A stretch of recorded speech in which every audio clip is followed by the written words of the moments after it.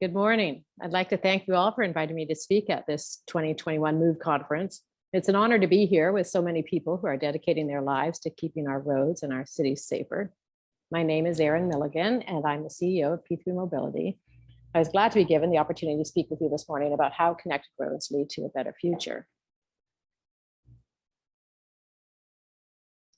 I'm going to start with showing you some pictures which are probably not what you might expect to see at a mobility conference.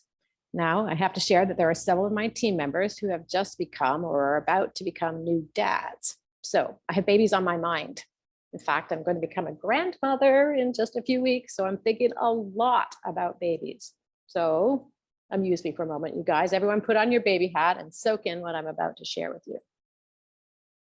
Okay, what is this first little guy doing? Well, it looks like he's investigating some pretty dangerous territory, stairs it would seem. And it looks like someone, probably his mom, but maybe his dad, has put a safety device in his way to ensure that he's kept safe so that he doesn't fall down the stairs. It's a gate that ensures he's not going to have an accident by going somewhere he's not supposed to go. And this next little guy, well, he's being protected from entering a place, the cupboard, probably the kitchen cupboard, where he is also not supposed to go. It's off limits. Someone who loves him knows this fact and has taken steps to ensure that he's safe. And then this last little person, he's trying to touch something that is just a little more power than a small body can handle. Again, someone who loves him or her has ensured that he's protected from that power source. The fact is, we are all wired to think about safety, especially the safety of the ones we love. So why do we stop? Why at some point do we change our ways and stop protecting the loved ones in our lives and instead let them get behind the wheel of the machine that is more likely to cause them harm than just about any other circumstance they might encounter? Well, I venture it's because when they get behind that wheel, they're no longer a baby, but supposedly an adult at age 15. And it's just because we assume things will be all right. However, unfortunately, the numbers would tell us otherwise. Let's consider the numbers just in this room. How many of you have had a car accident in your life? Please put up your hand. Okay, keep them up. Okay, that's quite a few. And how many of you have had a loved one experience a car accident? Please put up your hand. Okay, I'm going to join you. 2 hands going up. Personal accident, accident of a loved one. My middle son had a car accident in college, which caused him such a severe concussion that he lost a year of college. He still suffers debilitating headaches today because of that injury. I mean, it could have been avoided if connected vehicle technology were deployed at the intersection where his accident happened. The 2 car accidents that I've been in were both in winter conditions, and both could have been avoided if connected vehicle technology had been deployed in those intersections. The numbers are staggering. They leave lifelong repercussions, and they can be prevented. Let's have a look. So research has shown that connected vehicles can eliminate 40,000 traffic deaths each year, as well as 7 million crashes. 40,000 deaths per year is a lot of people. It's telling us that in the last 16 years, the same amount of time that takes one of those babies to be old enough to drive, that as many people have died in car accidents as have died in the US since COVID began. And those 7 million crashes, those are people we know and love. They're the people here in this room. They're the people who are back home. It's important to be clear that these accidents and deaths can be avoided when we equip vehicles with connected vehicle technology. Now, connected vehicle has lots of different meanings. I'm talking about connected vehicles that are vehicles equipped with radio devices that broadcast basic safety messages, which can be received or heard by other vehicles. Those basic safety messages alert vehicles to dangers up ahead and to sort of see obstacles which are around the corner or outside of the driver's line of sight. A variation of a basic safety message can also allow vehicles to detect pedestrians and cyclists, as well as other vehicles, and keep not just motorists safe, but vulnerable road users as well. The fact is, connected vehicles improve safety.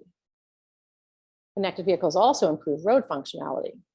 Pilot projects across the entire country have shown how connected vehicles can introduce smart intersections and smart roads to facilitate things such as emergency vehicle preemption, transit signal priority, connected corridors, freight signal priority, congestion management, weather alerts, and more. Connected vehicles reduce congestion, they reduce emissions, they provide emergency and delivery vehicles with faster response time.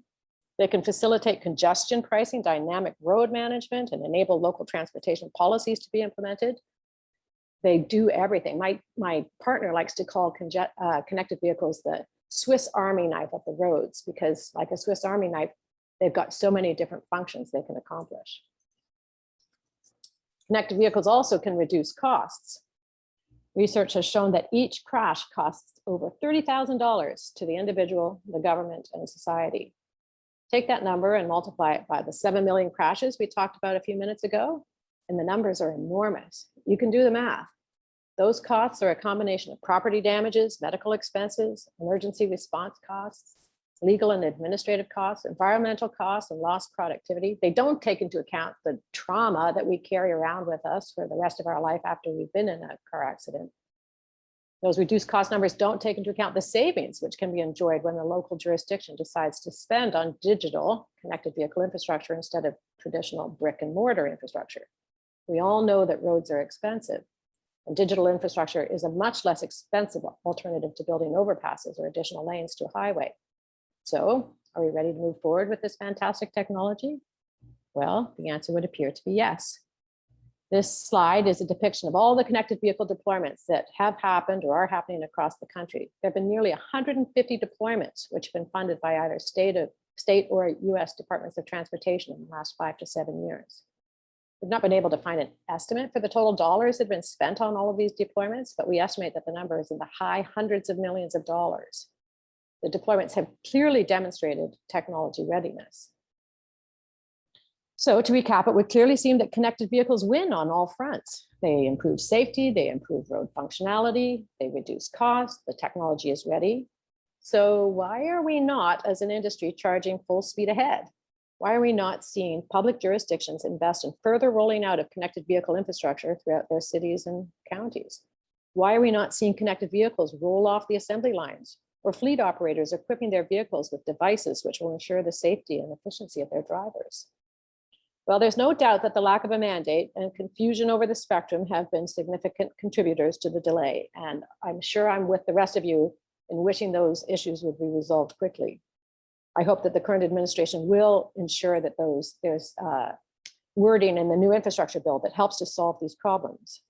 But I also think, from my years of working as a management consultant, that the answer lies in change management.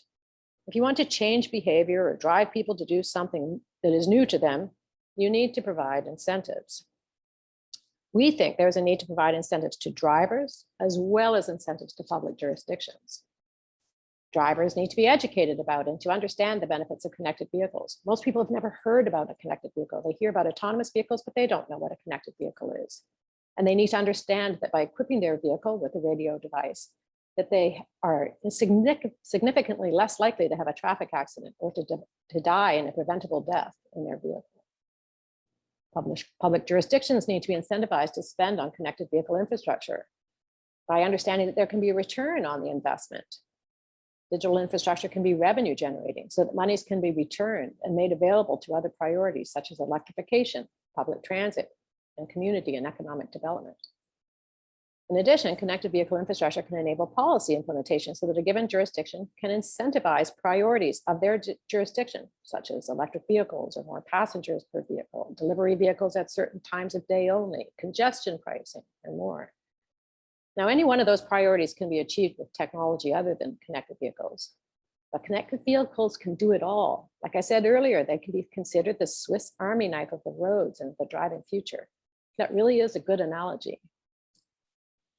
It's that utopian Swiss Army knife approach that is our mission, the mission of P3Mobility. Our proprietary software enables revenue generation so as to position local jurisdictions to control the pricing and policies for connected vehicles and smart road services. We are proud to have been selected by the US Department of Transportation to be partners with the University of Michigan and several other industry leaders, including Ford, Toyota, Qualcomm, Continental, ITERIS, WSP, ISS, and Marsh to showcase a comprehensive blueprint for connected vehicles and smart intersections in a US DOT project, which is about to start in Ann Arbor, Michigan. That US DOT project will also be informed by a similar project in Ontario, which is being funded in part by the Ontario Government AVEN program, along with investment from private partners. We think the time is now.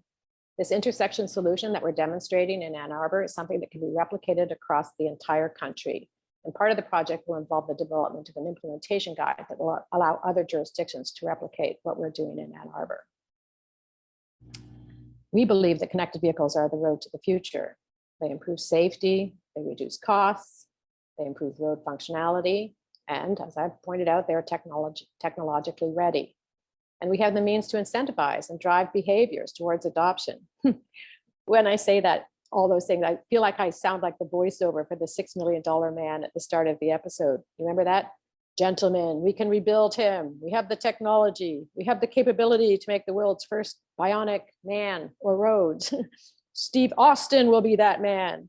We'll make him better, stronger, faster. Surely you guys remember that show. Those of you who are my age certainly do. Anyways, we could all think of connected vehicles as being the bionic roads of the future.